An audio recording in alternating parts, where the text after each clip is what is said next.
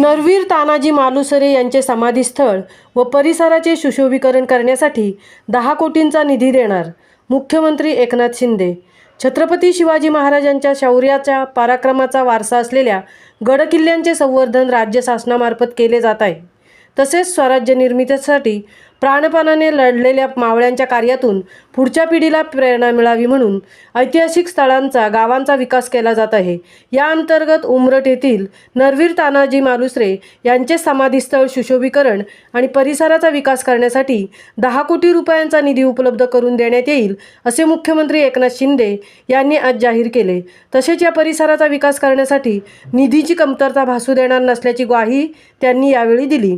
पोलादपूर तालुक्यातील उमरठ येथे नरवीर तानाजी मालुसरे यांच्या 354व्या पुण्यतिथीनिमित्त नरवीर तानाजी मालुसरे यांचे समाधीस्थळ व परिसर सुशोभीकरण कामाचा शुभारंभ मुख्यमंत्री एकनाथ शिंदे यांच्या हस्ते दूरदृश्य प्रणालीद्वारे करण्यात आला।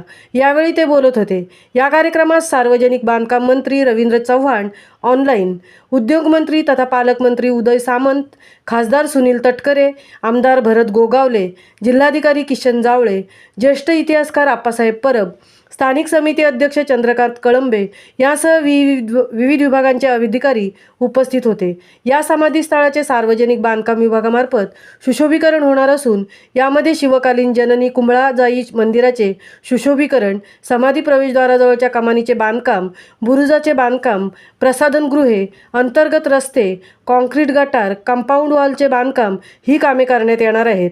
उमरठच्या ऐतिहासिक भूमीत नरवीर तानाजी मालुसरे आणि त्यांच्या समवेत कोंढाणा किल्ल्यावरील पराक्रमात लढलेल्या शेलार मामा यांची समाधी आहे। या दोन्ही शूरवीरांना अभिवादन करून मुख्यमंत्री श्री शिंदे म्हणाले की छत्रपती शिवाजी महाराजांना तानाजी मालुसरे यांनी दिलेली साथ आणि आधी लगीन कोंढाण्याचं मग रायबाचं ही घोषणा इतिहासात अजरामर झाली आहे।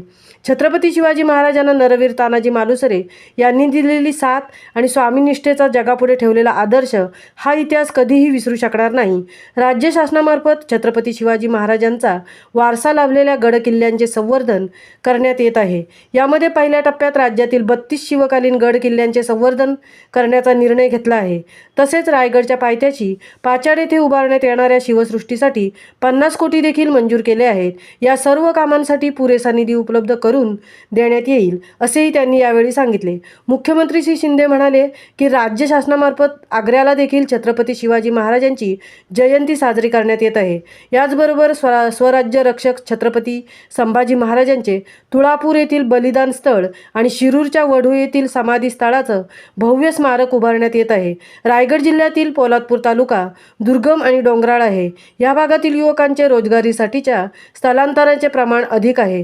हे लक्षात घेऊन या भागातील पर्यटन विकासाला चालना देऊन स्थानिक ठिकाणी रोजगाराच्या संधी निर्माण करण्यासाठी राज्य शासन प्रयत्नशील असल्याचे मुख्यमंत्र्यांनी यावेळी सांगितले। पालकमंत्री उदय सामंत म्हणाले की शिवकालीन इतिहास पुढील पिढीपर्यंत पोहोचवण्यासाठी राज्य शासनाने हे ऐतिहासिक पाऊल उचललेले आहे। नरवीर तानाजी मालुसरे यांचे समाधीस्थळ आणि परिसराचे सुशोभीकरण करताना त्यांच्या वाड्याचे देखील या निधीमधून सुशोभीकरण करण्यात येईल असे जाहीर केले। तसेच या परिसरातील जिल्हा परिषदेच्या विश्रामगृहाचे देखील जिल्हा वार्षिक योजनेच्या निधीमधून प्राधान्याने नूतनीकरण करण्याच्या सूचना पालकमंत्र्यांनी जिल्हाधिकाऱ्यांना यावेळी दिल्या। यावेळी खासदार सुनील तटकरे यांनी या भागाच्या विकासासाठी राज्य शासनामार्फत प्रभावी उपाययोजना करण्यात येत असल्याचे सांगितले। कार्यक्रमाचे प्रास्ताविक आमदार भरत गोगावले यांनी केले। कार्यक्रमाच्या प्रारंभी पालकमंत्री उदय सामंत आणि उपस्थित मान्यवरांनी नरवीर तानाजी मालुसरे आणि शेलार मामा यांच्या समाधीस पुष्पहार अर्पण करून अभिवादन केले। तसेच यावेळी ज्येष्ठ इतिहासकार आप्पासाहेब परब यांनी शौर्य पुरस्काराचे वितरण करण्यात आले। महामुंबई चॅनेलसाठी सीताराम कळंबे, उमरठ। या सर्व मंचात या ठिकाणी मनपूर्वक स्वागत आहे आणि श्रीफळ वाढवण्यात येत आहे। आदरणीय भरत आमदार गोगावले साहेब यांच्या वतीने श्रीफळ वाढवण्यात आले आहे। बांधकाम विभाग त्यांचंही या कार्यक्रमामध्ये मनापासून स्वागत करते।